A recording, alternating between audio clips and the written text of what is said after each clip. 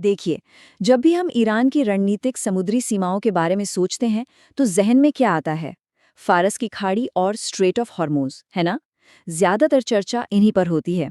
लेकिन जरा सोचिए, क्या हो अगर युद्ध के समय ईरान की असली जीवन रेखा, उसकी असल लाइफलाइन, उसके दक्षिण में नहीं, बल्कि उत्तर में हो?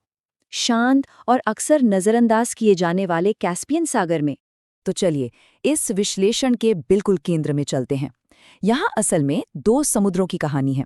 एक तरफ है ईरान का असुरक्षित दक्षिणी तट, जो एक तरह से उसकी फ्रंट लाइन है, और दूसरी तरफ है उसका शांत सुरक्षित उत्तरी किनारा कैस्पियन सागर, जो उसका रणनीतिक रियर यानी पिछला मोर्चा है। इस पूरी कहानी को समझने के लिए हम इसे 5 हिस्सों में देखेंगे। सबसे पहले, कैसे कैस्पियन ईरान का एक रणनीतिक पिछवाड़ा बन जाता है। फिर ये कैसे प्रतिबंधों से बचाने वाला एक कॉरिडोर मुहैया कराता है, और क्यों इसे पश्चिमी दखल से मुक्त एक सैन्य जोन कहा जा सकता है। इसके बाद हम यहाँ चल रहे नए ग्रेड गेम को समझेंगे, और आखिर में ये भी देखेंगे कि ये ईरान के लिए एक अधूरी बीमा पॉलिसी क्यों है। तो शुरू करते हैं पहले हिस्से से, बात भूगोल की।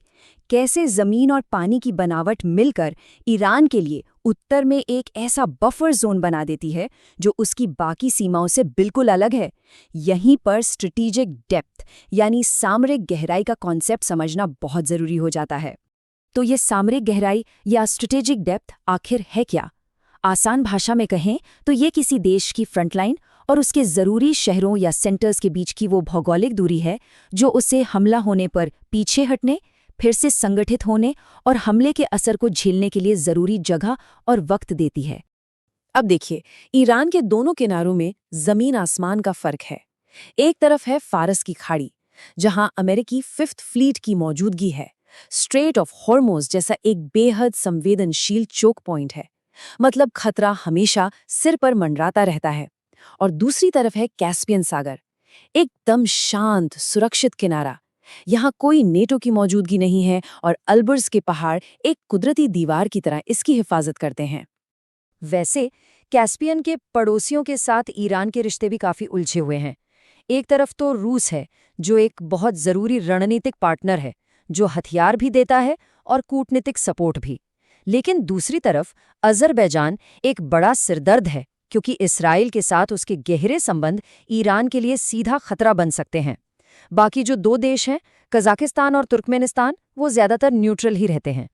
अब भूगोल और सैन्य सुरक्षा से हटकर कैस्पियन सागर ईरान के लिए एक ज़बरदस्त आर्थिक लाइफलाइन भी है, खासकर तब जब उस पर दुनिया भर के प्रतिबंध लगे हों। ये उसे आर्थिक तंगी से बचाने के लिए एक सैंक्शन प्रूफ कॉरिडोर की तरह काम करता है। और इस कॉरिडोर का जो स्टार प्लेयर है वो है international north south transport corridor या INSTC।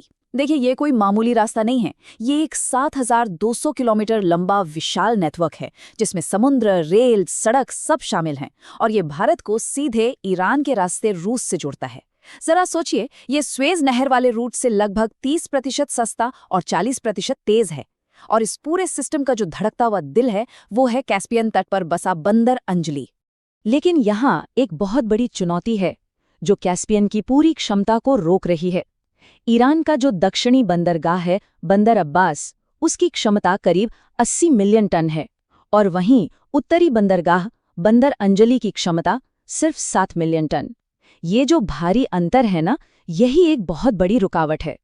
असल में INST की राह में जो सबसे बड़ी बाधा है वो है रश्त अस्तारा रेल लाइन का 162 किलोमीटर का एक छोटा सा हिस्सा, जो आज तक पूरा नहीं हुआ है। ये एक मिसिंग लिंक है। अगर ये पूरा हो जाए तो INST की क्षमता दोगुने से भी ज्यादा हो सकती है। अच्छी खबर ये है कि अब ईरान और रूस दोनों मिलकर इसे बनाने के लिए पैसा लगा रहे हैं। अच्छा, आर्थिक गलियारों से आगे बढ़ें तो कैस्पियन का सैन्य महत्व भी बहुत ज्यादा है। इसकी कानूनी और भौगोलिक स्थिति इसे ईरान के लिए एक ऐसा मिलिट्री सेफ हेवन, एक सुरक्षित ठिकाना बनाती है जैसा कहीं और मिलना नामुमकिन है। ये तस्वीर सब कुछ साफ कर देती है। एक तरफ फारस की खाड़ी है, जहां अमेरिका, इजराइल और नेटो की नौसेनाएं गश्त करती हैं। लेकिन कैस्पियन सागर में यहाँ इनकी मौजूदगी 0 है, बिल्कुल शून्य। ये एक ऐसा इलाका है जो पूरी तरह से पश्चिमी सैन्य प्रभाव से आज़ाद है। और ये सिर्फ भूगोल की वजह से नहीं है, बल्कि कानून की वजह से भी है। 2018 में कैस्पियन सागर के कानूनी दर्जे पर जो समझौता हुआ था, उसका आर्टिकल 3 साफ-साफ कहता है कि ये गैर तटीय देशों की सशस्त्र सेनाओं की मौजूदगी पर रोक लगाता है। ये ईरान के लिए एक तरह की कानूनी गारंटी है। लेकिन देखिए, विडंबना ये है कि कैस्पियन इलाके में ईरान के लिए सबसे बड़ा सैन्य खतरा पश्चिम से नहीं, बल्कि उसके अपने पड़ोसी अज़रबैजान से आता है। इजराइल और तुर्की के साथ उसके गहरे सैन्य संबंध, इजरायली ड्रोन और एयर डिफेंस सिस्टम की खरीद, ये सारी चीज़ें तेहरान के लिए बहुत बड़ी चिंता का सबब हैं। अब जरा इस तस्वीर को और बड़ा करके देखते हैं। कैस्पियन सागर सिर्फ ईरान और उसके पड़ोसियों का मामला नहीं रह गया है। ये एक ग्लोबल शतरंज की बिसात बन चुका है, जहां रूस, चीन, अमेरिका और तुर्की जैसी बड़ी ताकतें अपनी अपनी चालें चल रही हैं। यहाँ हर बड़ी ताकत के अपने अपने मकसद हैं। रूस चाहता है कि पश्चिमी ताकतें इससे दूर रहें, जो ईरान के हक में है। चीन का फोकस व्यापार और कनेक्टिविटी पर है। वहीं अमेरिका ईरान के बढ़ते प्रभाव को रोकना चाहता है, और तुर्की वो अज़रबैजान के जरिए अपना दबदबा बढ़ाना चाहता है।